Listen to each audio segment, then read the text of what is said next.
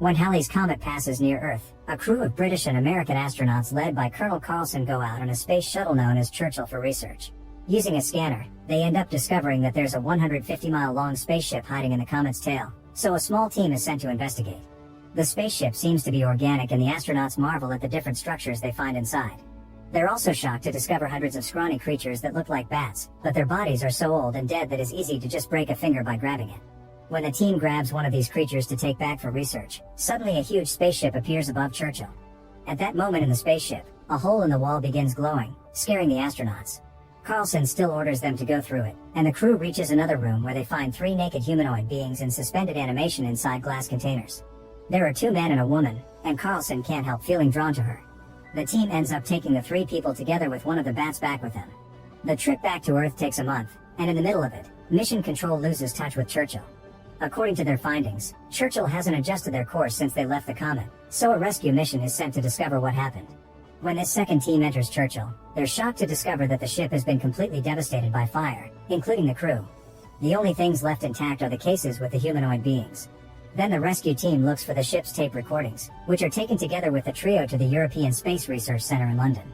Dr. Bukovsky and Professor Falata watch over the beings, and Bukovsky reports that the case is open on their own during the investigation.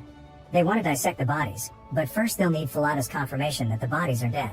However, Falata doesn't have a way to determine if an alien is dead or not. Later in the evening, Bukovsky watches the news, which are showing a report about Halley's Comet. It says that in ancient times, comets were considered harbingers of evil. Meanwhile, in the operating room, the guard on duty is drawn to the unconscious female creature and slowly approaches her bed to try to touch her. Suddenly the woman wakes up and comes closer to the guard as she keeps him under her spell. Bukovsky notices this on his security monitor and watches how the woman removes the guard's helmet, so he rushes out to help him. However, it is too late. The alien is already kissing the guard, causing the lights to fail and a blue glow to appear around her as she drains all his life force. By the time Bukovsky makes it to the operating room, the guard is nothing but an empty shell. At that moment, the woman emerges from a corner and approaches Bukovsky, telling him to use her body.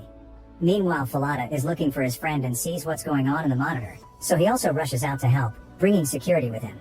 When they make it to the room, they find a very weak Bukovsky on the floor. The alien woman has already left the room and is now walking around the research center, but Falata has raised the alarm and 3 guards immediately corner her. They try to capture her using food, but it's easy for her to defeat them with just a few movements of her hand that use that same blue energy.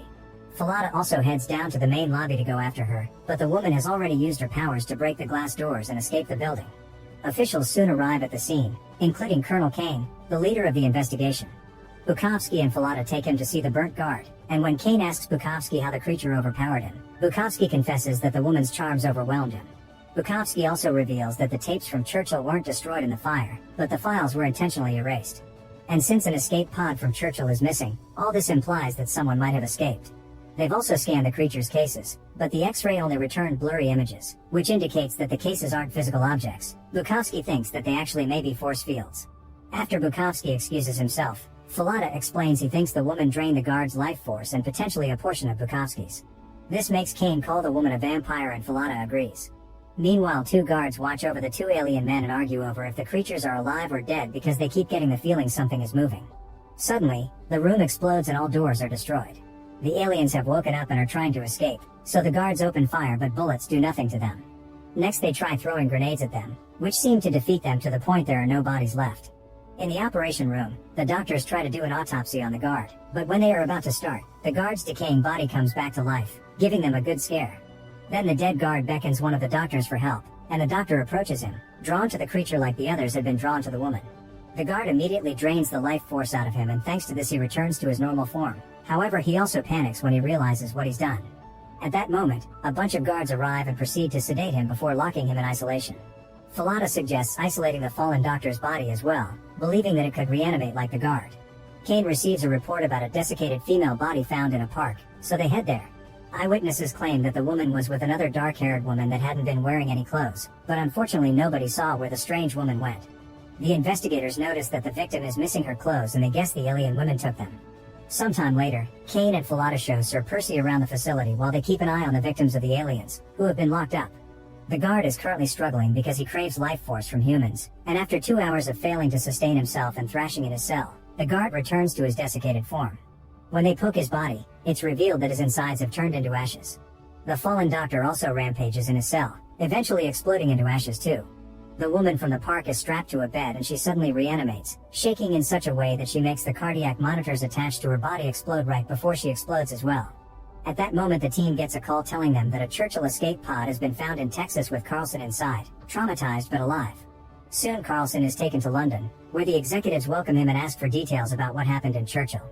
Carlson explains that they transported the aliens into the ship and kept them in a safe room for isolation, but during their journey back to Earth, the crew began to exhibit weird behaviors like destroying the ship's controls without remembering it later. One by one, the crew members died without any trace of how until Carlson was the only one left. Carlson believed that it was the aliens' fault, and when Churchill was coming closer to Earth's orbit, he realized he had to stop the creatures from causing trouble on Earth too. He released gas inside the ship before setting the bat-like creature on fire, then he entered the escape pod just before the ship erupted. Carlson also admits that it had been hard for him to leave the alien woman. Later, while Kane monitors Carlson in his sleep, Bukowski reports that an unusual structure has left Halley's Comet and is heading towards Earth. During his sleep, Carlson dreams about the alien woman and sees her appear in the shape of the bat-like creature. He's greatly afraid of her, but at the same time he could feel a connection to her, and suddenly they start getting frisky while ignoring the chaotic lights around them. The woman begins taking his life force, not stopping when Carlson tells her it's too much. Suddenly Carlson wakes up screaming and claiming that the woman is draining him. The team decides to use hypnosis to assess his mental state, and it's revealed that Carlson's got a telepathic link to the female alien. He uses that link to discover that the woman has taken another person's body and is now sharing it with the original owner, Ellen. It seems the alien is searching for a healthy man to drain, but not enough to kill.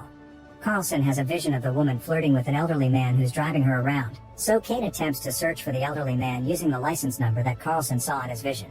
Afterward, Falada is studying an ancient sword he's recently purchased when someone brings him a tissue sample from the aliens, so he takes it to the lab for observation. There he receives the visit of a mysterious sergeant.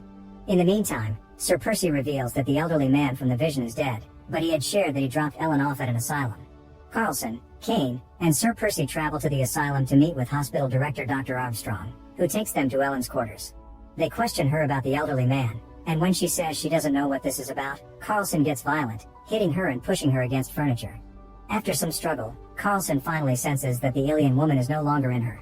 Then Carlson interrogates Ellen again, but Ellen resists because she also shares a connection with the alien woman. At that moment Ellen kisses Carlson and passes out.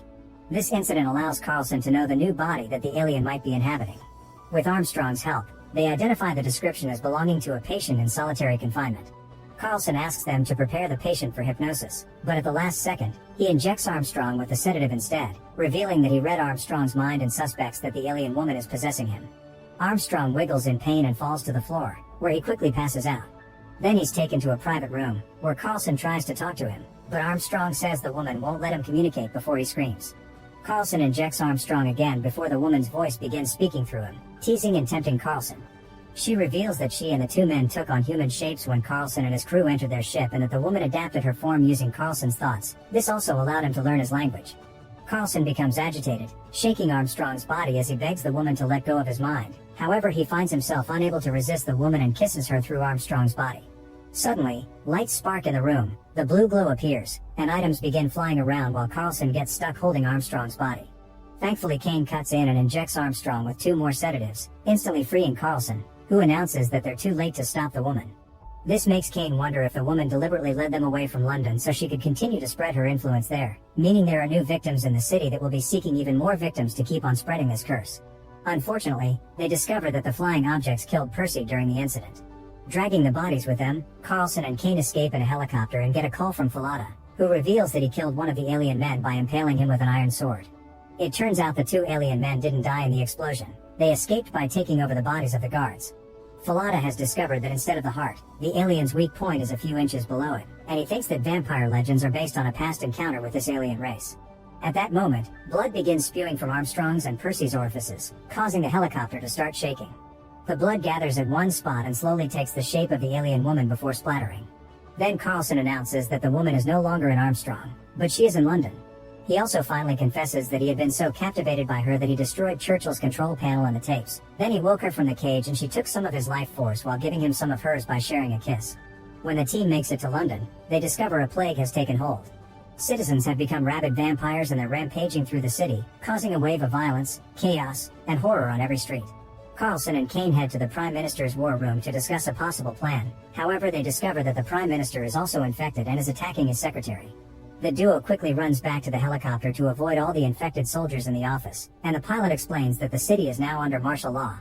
This means the helicopter must land at Blackheath, preventing Carlson and Kane from meeting with Falada. Some infected soldiers try to hold on to the helicopter, but one of them falls to its doom and the men shoot the other one.